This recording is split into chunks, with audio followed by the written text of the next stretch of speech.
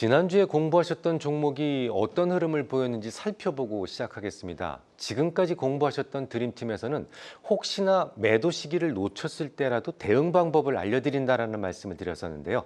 자, 먼저 차트를 봐주시기 바랍니다.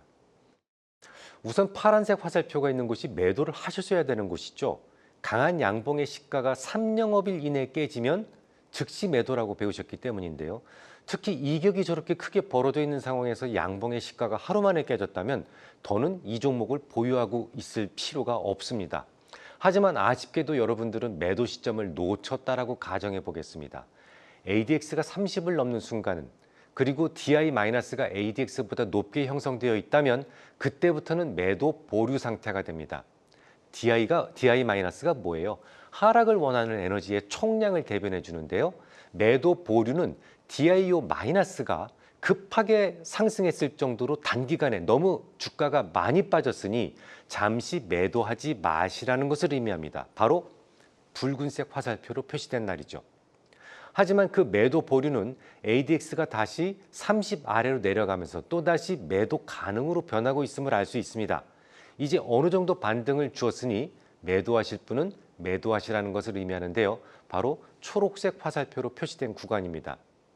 매도 보류에서 매도 가능으로 전환되었을 때는 딱히 매수 신호가 다시 발생하지 않는 한 매도하시는 것이 원칙입니다. 이처럼 드림팀에서는 매도 신호에 막 대응하지 못했다고 하더라도 2차 대응까지 할 수 있는 방법론까지 알려드릴 수 있다는 점에서 매우 실용적인 툴이라고 볼 수가 있겠습니다. 게다가 인터넷에 누구라도 무료로 보실 수 있도록 자료를 모두 올려두었기 때문에 공부하실 의지만 있으시다면 모두 여러분들의 것으로 만드실 수 있습니다. 자, 그러면 오늘 공부하실 종목으로 가보겠습니다. 간혹 가다가 제가 이런 질문을 받아요. 드림팀으로 저 해외 종목도 가능하냐? 이런 질문을 받습니다. 결론부터 말씀드리자면 많이 다르긴 합니다. 이유는 드림팀은 딱 우리나라 투자자들의 심리를 토대로 만들어진 툴이기 때문에 그래요. 제가 대한민국 사람 아니겠습니까? 예를 들어 드림팀에서는 이런 대목이 나옵니다. 20일 이동 평균선을 잘 지지받는 모습을 보이면 오히려 주가는 떨어진다. 하지만 20일 이평선을 거래량 없이 살짝 이탈했다가 오르면 오히려 전고점을 넘어서는 흐름을 보이게 된다라고 말이죠.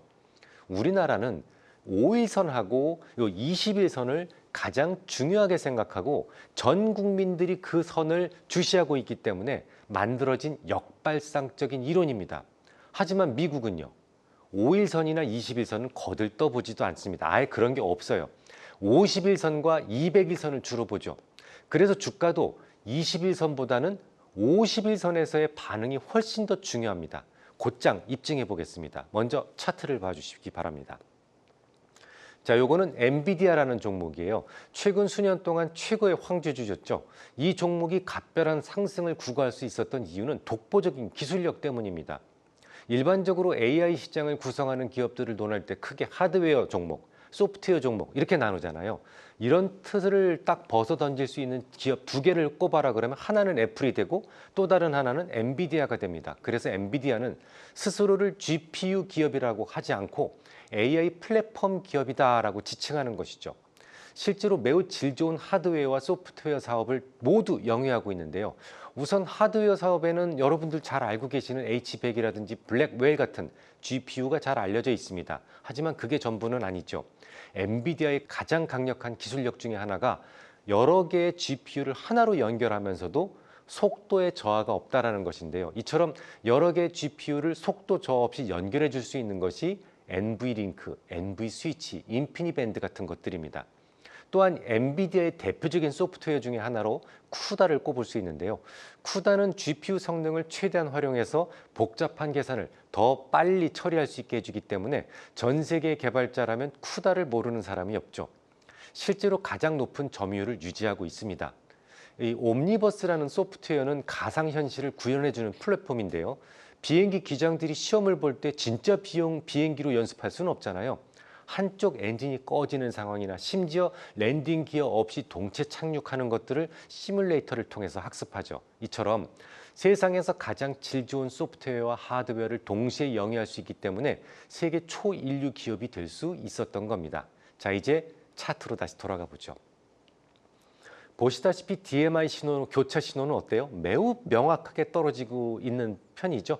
초록색 화살표 구간을 보시면 거의 모든 파동에서 최저점 주변에서 매수 신호가 아주 훌륭하게 잡히고 있음을 알 수 있습니다. 이 정도보다 더 정확한 매수 신호는 없어요.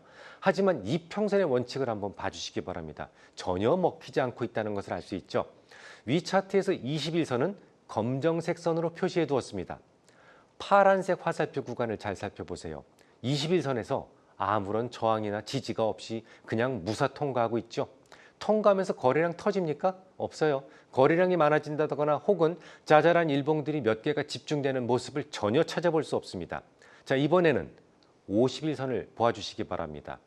51선은 제가 붉은색 선으로 표시를 해두었습니다. 붉은색 화살표 구간을 보시면 어떤가요? 51선이 지나는 곳에서는 매우 명확하게 지지력과 저항력이 존재하고 있음을 알 수 있습니다. 51선에서는 반등을 주거나 일시적으로 반락하는 모습을 쉽게 관찰하실 수 있죠. 이처럼 드림팀을 비롯한 저의 예술적 분석 툴을 해외 차트에 수정 없이 적용하실 수는 없는데요. 하지만 그 원리를 함께 모두 기술에 두었기 때문에 얼마든지 여러분들이 스스로 응용하실 수 있을 겁니다.